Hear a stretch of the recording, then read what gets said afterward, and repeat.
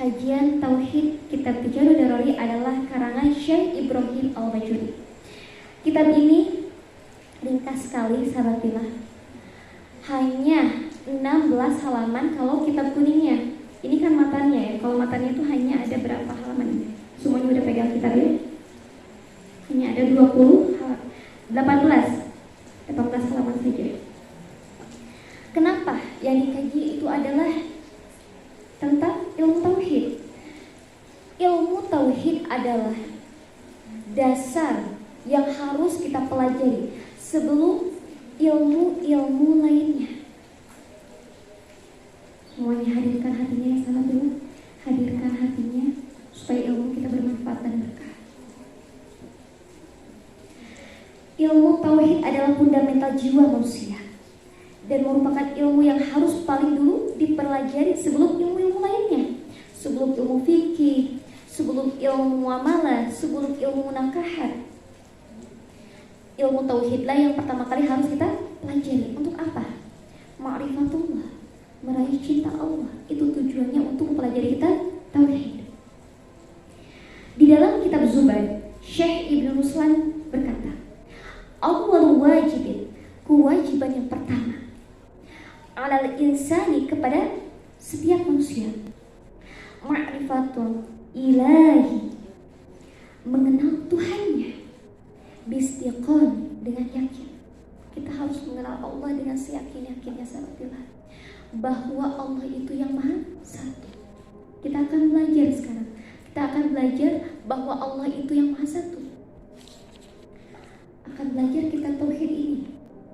Dalam mukadimah atau pembukaan kajian kitab ini, kita harus mengetahui tentang agama atau din. Arti agama atau din menurut bahasa atau etimologi adalah ma yutadayyanu, sesuatu yang harus ditaati. Sedangkan menurut istilah ada dua macam, yaitu ma syara'ahullahu, apa-apa syariat Allah, ala lisani nabiyhi, melalui lisan nabinya, minal ahkam, dari hukum, atau wada'un ilahiwan yad'u lidhawil uqulis salimah ila qabuli ma huwa 'inda rasuli lisa'adatihim fi ma'ashihim wa ma'adihim. Peraturan Tuhan yang mengajak kepada setiap yang berakal sehat untuk menerima segala peraturan yang dibawa oleh Rasulullah SAW, guna untuk mencapai kebahagiaan di dunia dan di akhirat, kembali ke alam akhirat. Masya Allah, kita akan kembali kepada Allah. Kalimat din itu disebut juga milah, yaitu hukum yang didiktekan oleh para malaikat kepada Rasulullah, atau disebut juga syara, yaitu hukum yang diperintahkan Allah melalui lisan Rasulnya. Sekarang setelah kita mengetahui tentang agama atau din, tauhid, apa itu tauhid? Arti tauhid menurut bahasa ialah al-ilmu, mengetahui, bi anna syai'an, bahwa sesuatu itu wahidun, satu. Jadi kita secara bahasanya mengetahui sesuatu itu adalah satu, itu secara bahasa atau secara etimologinya. Secara istilah, ilmun yaqtadiru bihi ala isbatil aqaidid diniyah muktasabun min adillatiha yaqiniyah, ilmu yang dapat menetapkan akidah keagamaan seorang yang dikasab atau kita cari dari dalil-dalilnya yang berdasarkan keyakinan. Dalil-dalil yang dimaksud itu adalah yang pertama, dalil nakli. Apa itu dalil nakli?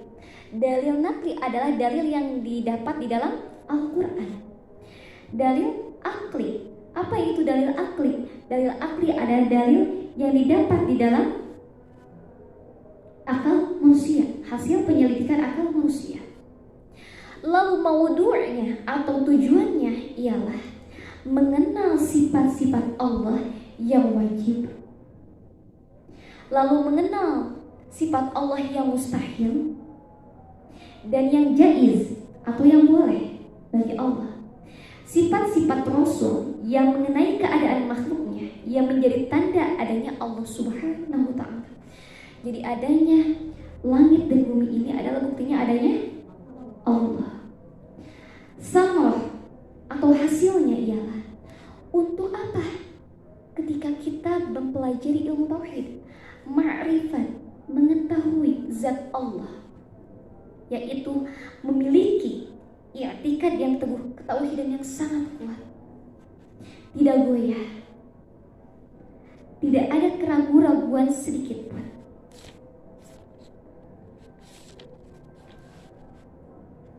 Fadilahnya, keutamaannya salatillah,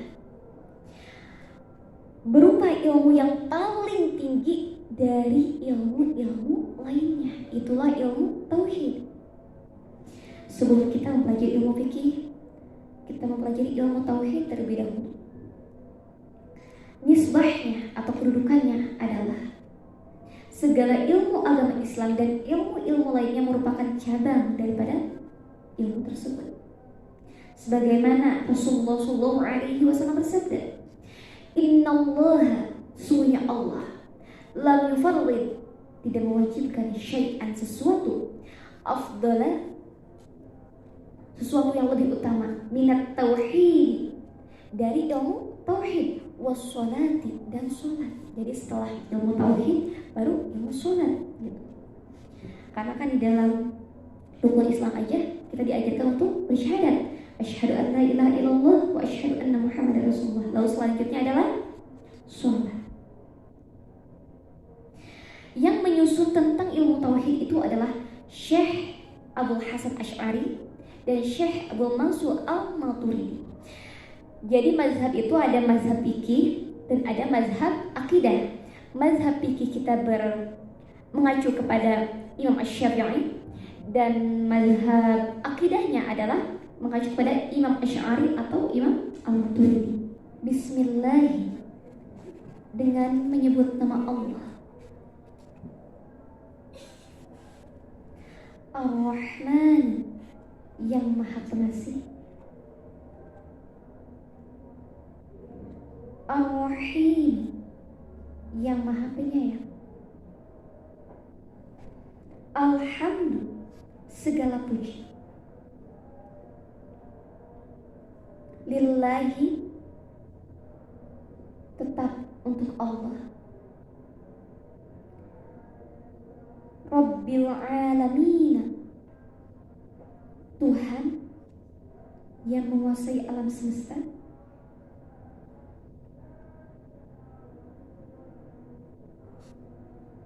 Wassalatu, dan sholawat. Wassalam, dan keselamatan.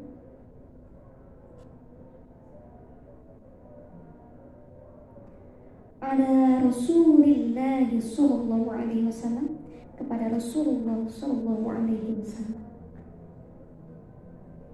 Wa ba'du.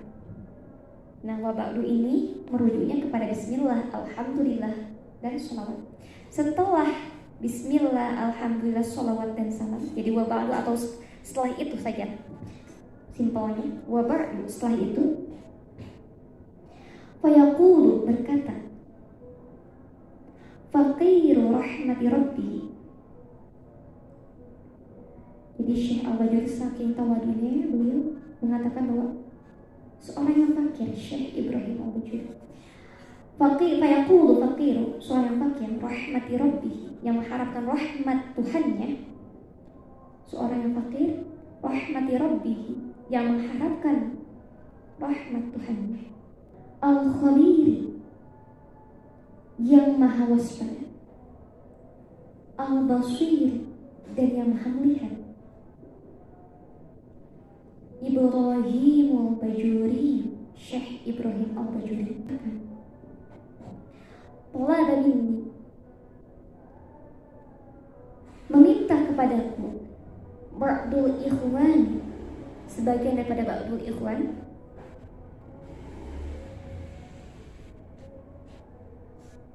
aslahallahu li, semoga Allah memperbaiki aku, aslahallahu li, semoga Allah memperbaiki aku, walahu, dan rekan-rekanku, yaitu santri-santrinya beliau,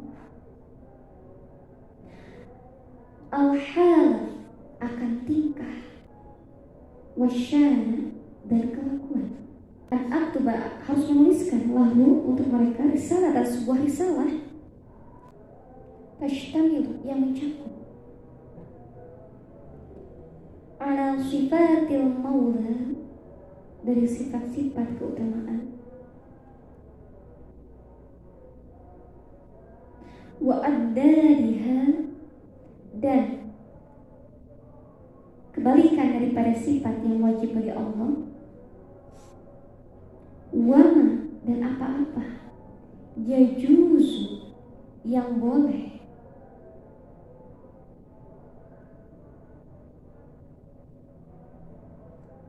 fi haqqihi ta'ala, pada haknya Allah Ta'ala,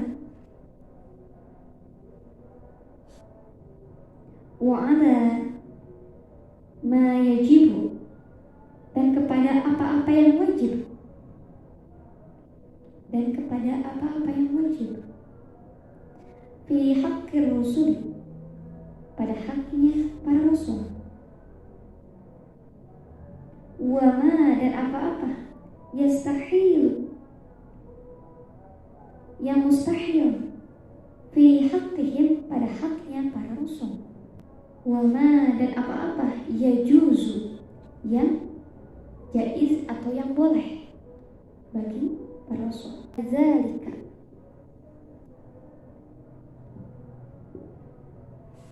untuk menulis kitab tersebut, faqultu, maka aku berkata, wabillahi, dan hanya kepada Allah, at-taufiq, aku bermohon pertolongan. Nah, sahabat, sebelum kita lanjut, kita harus mengetahui terlebih dahulu mengenai tentang hukum. Hukum itu ialah isbatu amrin ila akhir ijaban aw salaban, menetapkan suatu perkara kepada perkara yang lain, ada ataupun tiadanya, positif atau negatifnya. Contohnya misalkan menetapkan sesuatu itu merah ataukah tidak, sesuatu itu apakah benar ataukah salah, pekerjaan itu wajib ataukah tidak, halal ataukah haram. Itu mengenai tentang hukum. Hukum itu ada berapa? Ada 5. Yang pertama adalah wajib. Wajib itu bagaimana?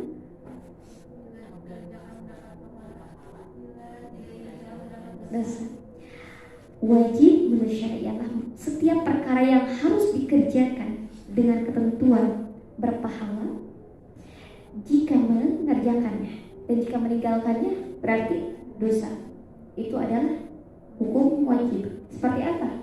Sholat, berpuasa, puasa Ramadan, lalu apa lagi yang wajib? Kenapa? Iya, zakat fitrah ya, itu wajib juga. Itu mengenai tentang wajib. Lalu selanjutnya adalah haram. Haram itu bagaimana sahabat Bila?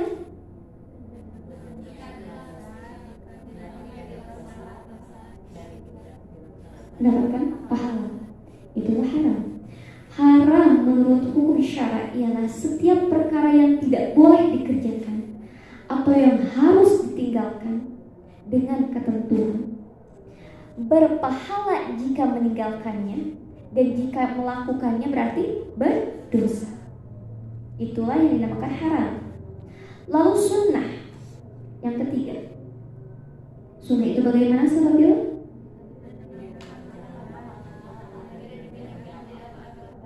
Iya, itu sunnah. Arti sunnah menurut hukum syara ialah setiap perkara yang baik dikerjakan dengan ketentuan, berpahala mengerjakannya, dan tidak berdosa jika tidak melaksanakannya. Membiasakan berwudu, dawamul wudu, itu contohnya. Jadi kalau misalnya kita belum bisa dawam wudu, masih suka kentut misalkan, Jadi nggak apa-apa, nggak bisa ada wudu, itu kan sunnah. Lalu apa lagi? Memakai wangi-wangian, itu sunnah, dan sebagainya. Lalu ada makruh, yang keempat. Menurut hukum syara ialah setiap pekerjaan atau perkara yang tidak baik dikerjakan dan berpahala meninggalkannya. Seperti apa? Tidur sambil menelungkup, nangkuban gitu. Buang air besar atau kecil sambil berbicara, itu makruh. Atau bernyanyi. Memakan makanan yang berbau, seperti apa? Jengkol, itu makruh. Iya, petai, itu makruh. Selanjutnya adalah mubah. Mubah itu menurut syara ialah setiap perkara yang boleh dikerjakan dan boleh ditinggalkan. Seperti apa? Makan, minum, boleh-boleh aja gitu. Lalu berpakaian yang bagus, memakan makanan agar kuat, berpakaian yang baik, mempunyai rumah yang bagus, kendaraan yang bagus, itu hukumnya mubah. Lalu udah cukup itu mengenai tentang hukum ini ya. Hukum ada 5. Yang pertama tadi apa? Wajib, haram, sunnah, makruh, dan mubah. Sekarang hukum akal itu kayak gimana sahabat kita? Hukum akal ialah hukum yang berdasarkan hasil pemikiran manusia. Karena nanti akan dijelaskan juga mengenai tentang hukum akal. Apa namanya? Dalil aklinya ya. Terbagi menjadi 3 macam. Yang pertama adalah wajib. Hukum akal itu terbagi menjadi 3 macam. Wajib, mustahil, tidak dimengerti oleh akal. Yang jaiz, bisa dimengerti oleh akal atau jaiz itu boleh. Arti wajib mengenai tentang hukum akal. Menurut akal ialah sesuatu yang mesti ada dan tidak ada, dapat dipahami kalau tidak ada. Misalkan Allah itu misalkan ini, meja ini ada, tapi siapa yang menciptainya? Pasti ada yang menciptakannya. Berarti wajib akan ada yang menciptakannya. Wajib adanya yang membuat bagi setiap makhluknya. Misalkan kita nggak mungkin tiba-tiba ada kan? Berarti wajib ada yang menciptakannya, yaitu Allah.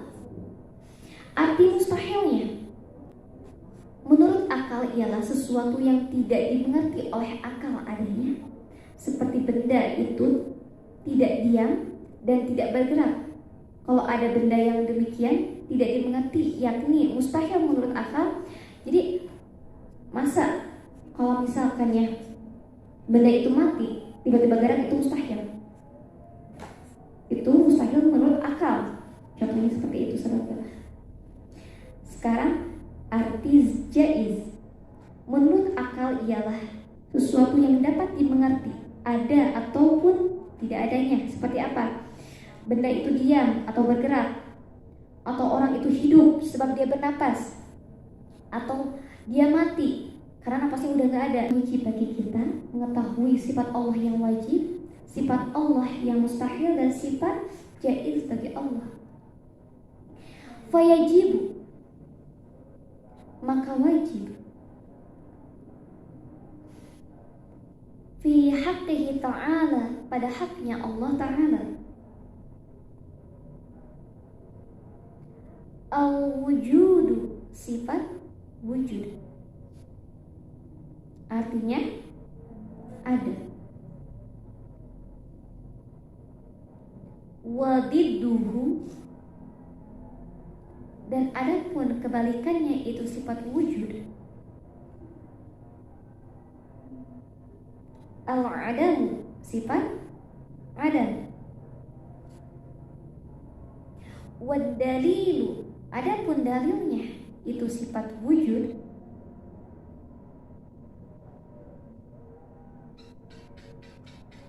Ala dzalika itu sifat wujud, ini rujuknya kepada wujud ya. Ala dzalika itu sifat wujud.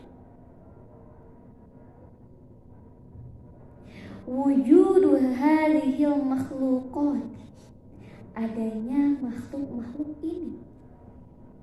Bukti adanya Allah Subhanahu wa taala. Jadi itulah sifat wujud. Wujudu hadhil makhluqati. So, coba sekarang. Dalilnya itu sifat wujud. Wujudu hadhil makhluqati. Dalilnya itu sifat wujud.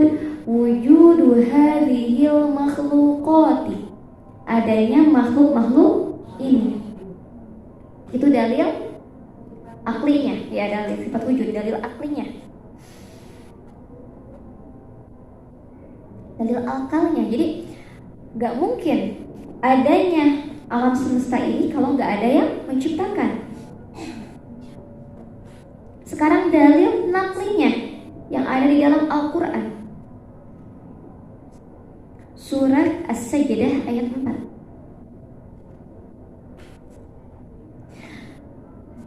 A'udzu billahi minasy syaithanir rajim. Bismillahirrahmanirrahim.